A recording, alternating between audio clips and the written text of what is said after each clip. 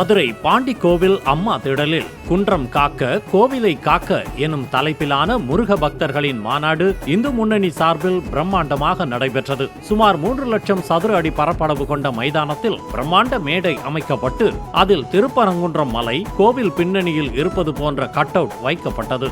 மேலும் மேடையில் அறுபடை வீடுகளின் கோபுரங்கள் அமைக்கப்பட்டு நடுவில் முருகப்பெருமான் வேலுடன் நிற்கும் பிரம்மாண்ட சிலை போன்ற வடிவமைப்பும் காட்சிப்படுத்தப்பட்டது.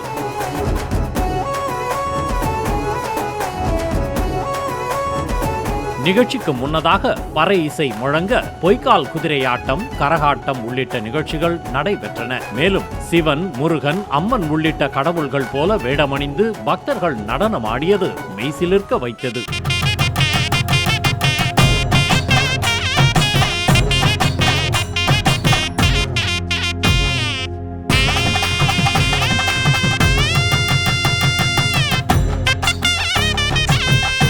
இந்த மாநாட்டில் அதிமுக சார்பில் முன்னாள் அமைச்சர்களான செல்லூர் ராஜு, கடம்பூர் ராஜு, RB உதயகுமார் உள்ளிட்டோர் பங்கேற்ற நிலையில் பாஜகவின் முன்னாள் மாநில தலைவர் அண்ணாமலையும் இந்நாள் தலைவர் நயினார் நாகேந்திரனும் பங்கேற்றனர். மேலும் இதில் சிறப்பு விருந்தினராக பங்கேற்ற ஆந்திர மாநில துணை முதலமைச்சர் பவன் கல்யாணுக்கு மதுரை மீனாட்சியின் வெண்கல சிலையை நயினார் நாகேந்திரன் பரிசளித்தார்.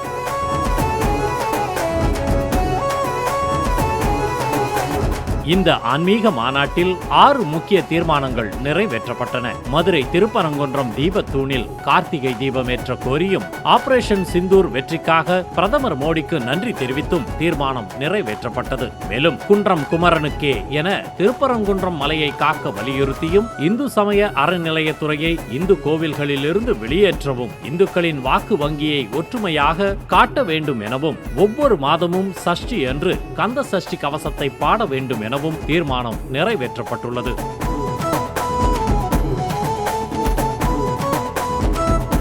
நிகழ்ச்சியில் பேசிய பாஜக முன்னாள் மாநில தலைவர் அண்ணாமலை, தமிழகத்தில் இந்து மதத்தை சேர்ந்தவர்களுக்கு ஒரு சட்டமும் இந்து மதத்தை சாராதவர்களுக்கு ஒரு சட்டமும் உள்ளதாக ஆவேசமாக தெரிவித்தார். மேலும் திருநீரை அழித்தவர்கள் ஓட்டு பிச்சை கேட்டு வருவார்கள் என்று திருமாவளவனை மறைமுகமாக விமர்சித்தார். எங்கேயாச்சும் ஒரு இடத்துல ஒழுக்கமாக அறநிலைத்துறையினுடைய செயல்பாடு இருக்கான்னு நீங்க கேட்டுப்பாரு. பணம் இருப்பவனுக்கு ஒரு மாதிரி, பணம் இல்லாதவருக்கு ஒரு மாதிரி கேள்வி கேட்டுப்பார். அதையெல்லாம் மாற்ற வேண்டும். ஒரு புதுவிதமாக ஆன்மீகத்தை முன்வைத்து நடக்கக்கூடிய ஒரு ஆட்சி மட்டுமல்ல, ஆன்மீகத்தை முன்வைத்து இந்த சமுதாயம் தன்னை வழிநடத்தி கொள்ள வேண்டும் என்பதற்காக இந்த முருகர் மாநாடு நடந்து கொண்டிருக்கிறது. அன்பு சொந்தங்களே, ஒரு அம்மா செல்ஃபி கேட்கிறாங்க. நெத்தியில் இருக்கக்கூடிய திருநூரை அழித்து விட்டு புகைப்படம் எடுத்து அந்த அம்மாவை அனுப்பி வைக்கிறாங்க. இவர்கள் ஓட்டு பிச்சை எடுக்க நம்மிடம் 2026 தேர்தலில் வருவாங்க. இதற்கு பிறகு பேசிய ஆந்திர துணை முதலமைச்சர் பவன் கல்யாண், தேவர் மூலம் மனித உருவில் முருகன் வாழ்ந்ததாக கூறி தேவர் இன மக்களின் வாக்கை குறிவைத்து பேசினார்.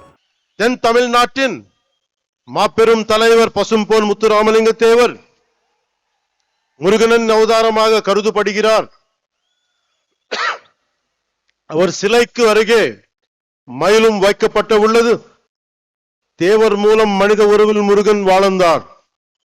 அந்த பசும்பொன் முத்துராமலிங்க தேவரை தாழ் பணிந்து வணங்குகிறேன். மேலும் முருகனை பற்றி கேள்வி கேட்கும் சிலர், அரேபியாவில் இருந்து வந்த மதங்களை பற்றி கேள்வி கேட்க முடியுமா, அதற்கான துணிச்சல் உண்டா என பவன் கல்யாண் ஆவேசமாக கேள்வி எழுப்பினார். நீங்கள் முருகனை பற்றி கேள்வி கேட்கும் நீங்கள் அரேபியாவில் இருந்து வந்த மதங்கள் பற்றி இதே கேள்வியை நீங்க கேட்க முடியுமா? அதற்கான துணிச்சல் உங்களுக்கு உண்டா? முருக பக்தர்கள் மாநாட்டில் இறுதியாக உறுதிமொழி எடுத்த பிறகு மாநாட்டில் பங்கேற்ற அனைவரும் ஒன்றாக இணைந்து கந்த சஷ்டி பாடலை பாடினர். அதற்கு பிறகு அறுபடை முருகனுக்கு தீபாராதனை காட்டி நிகழ்ச்சியை நிறைவு செய்தனர். முருகனுக்கு